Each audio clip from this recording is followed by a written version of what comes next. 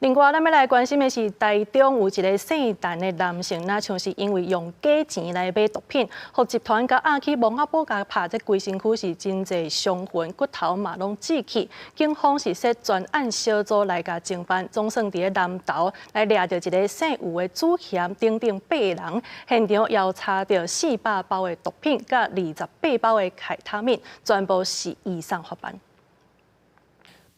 保留卖毒集团驶3台车伫黑暗暝，甲买毒的22岁姓陈的查甫人押去到台中市新港区示范公务工起卡动手，规过程拢去互监视器翕落来，警察将押线索去南投抓人。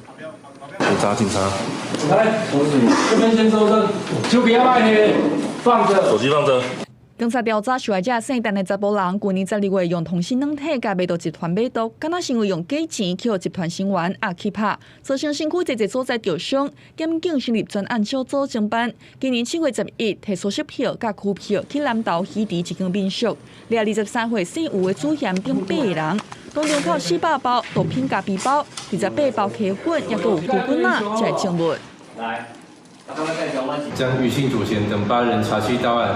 并查扣毒品咖啡包400包、黑他命28包、行动电话10支、球棒1支、新台币67万元等赃证物。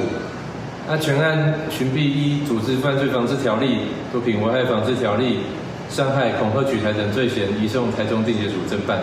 警察强调，专案依照组织犯罪防治条例、毒品危害防治条例、伤害、恐吓处财这罪嫌，移送台中地检署侦办。也那受害者因为毒品交易无成立，验尿嘛是阴性，目前未分案调查。记者台中报道。